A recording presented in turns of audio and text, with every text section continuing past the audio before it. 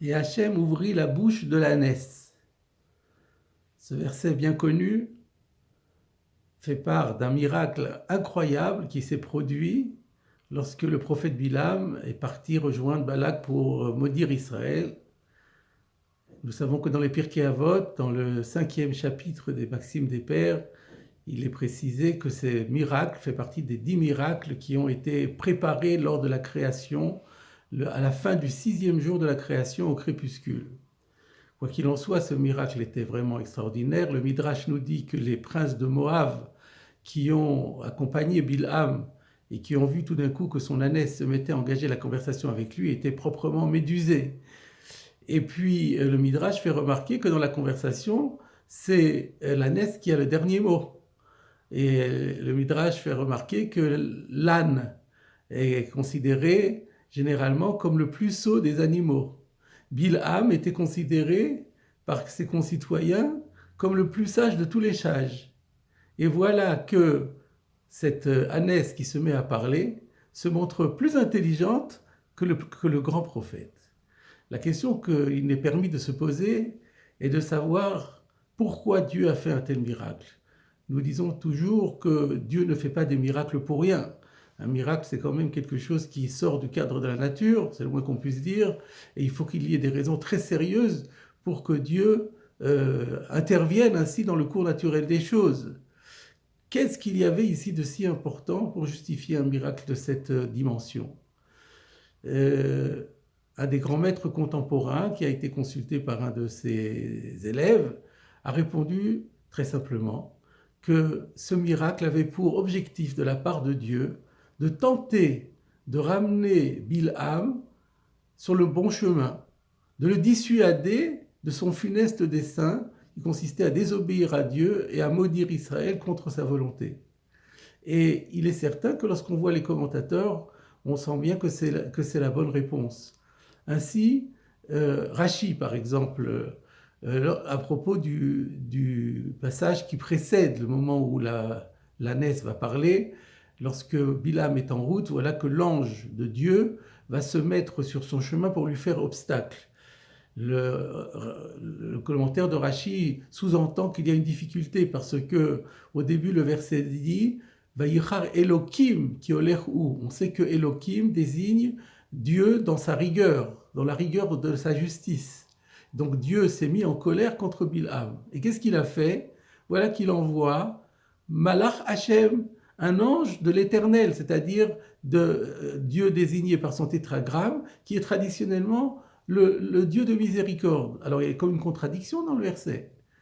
Et Rachid nous explique que, en vérité, cet ange était un ange de miséricorde et qu'il avait été envoyé par Dieu, comme nous le disions, pour tenter d'empêcher Bilham de fauter, sachant que s'il persévérait dans sa faute, eh bien son sort serait des plus terribles et se solderait par sa propre mort.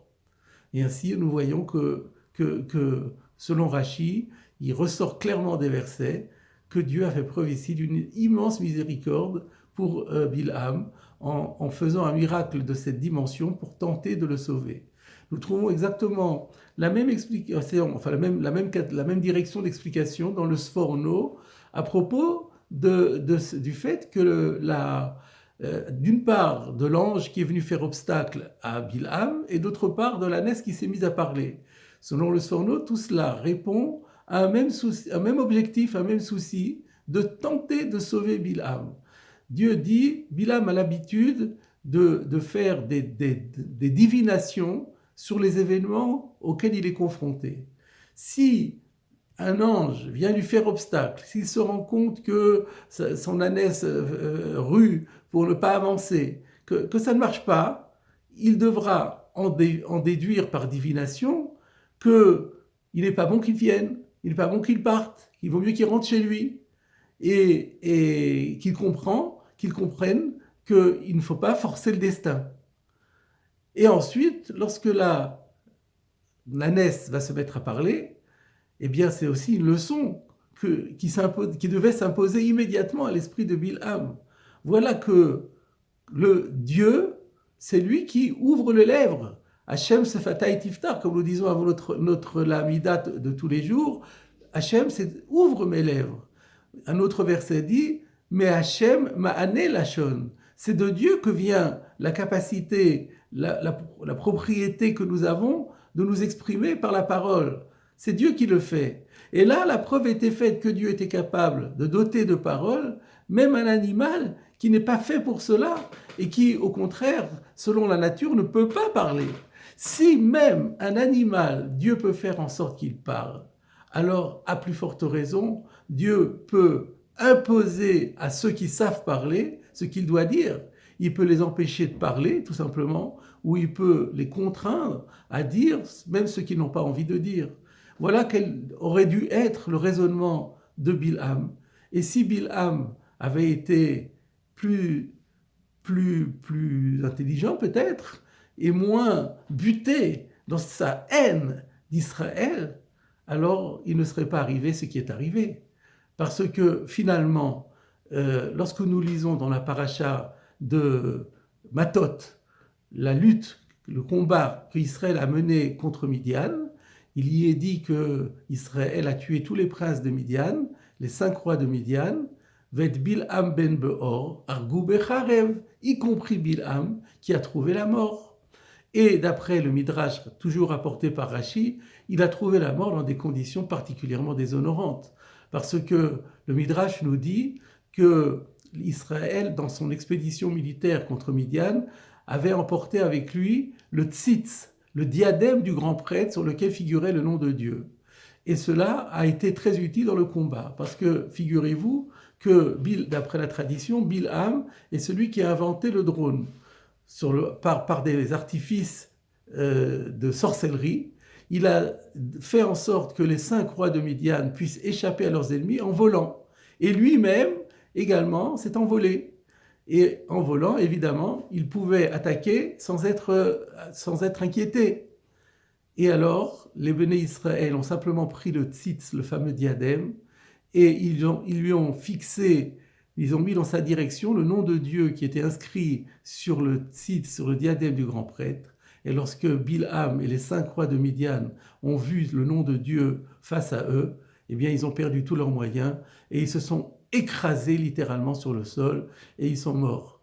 Voilà quelle a été la fin de Bilham, et tout cela, malgré les efforts invraisemblables fournis par Akadosh Baruch Hu pour tenter de le sauver. Quelle est la leçon que nous pouvons retirer de ce paragraphe? En fait, c'est la leçon que nous disons dans la tefila de la Neila, la dernière prière que nous récitons le jour de Yom Kippour, la prière dite de la fermeture, dans laquelle nous disons à un moment donné dans un paragraphe « Ata noten yad laposhim, vimincha peshuta lekabel chavim » Toi, tu tends la main à ceux qui fautent. Ta main droite, elle est tendue pour recevoir ceux qui sont prêts à se repentir. Voilà, Dieu tend la main, même à ceux qui sont méchants, même à ceux qui sont dans la mauvaise direction, et il essaye de les orienter dans la bonne direction. Et la deuxième leçon qui doit être la nôtre, c'est que contrairement à Bilham, nous devons avoir les yeux aux aguets et voir ce qui se passe autour de nous, parce qu'il y a des messages que Dieu nous envoie pour nous faire passer dans la bonne direction. Et nous conclurons sur cette anecdote qui est rapportée par le Midrash, qu'un grand maître qui, dans sa jeunesse, était un grand ignorant et qui, au début de son étude, n'arrivait pas, s'était lancé dans l'étude de la Torah, dans le Beth Midrash, et sans succès. Et il voulait, quelque part, renoncer à cela, lorsqu'un beau jour, en se promenant, il a trouvé un rocher, et ce rocher était évidé, il était creusé. Et il s'est rendu compte que qu'est-ce qui avait fait que ce rocher soit creusé? Eh bien, c'était des gouttes d'eau qui, des années, ou siècle après siècle, des petites gouttes d'eau, les unes après les autres, se sont rajoutées les unes aux autres et ont fini par creuser le rocher. Alors il s'est dit, si même un rocher dur comme de la pierre, l'eau arrive petit à petit à la creuser, alors mon cœur, même si c'est un cœur de pierre, la Torah qui est comparée à de l'eau, arrivera certainement à le pénétrer, à le percer. Et c'est ainsi que ce maître est devenu un des plus grands maîtres d'Israël.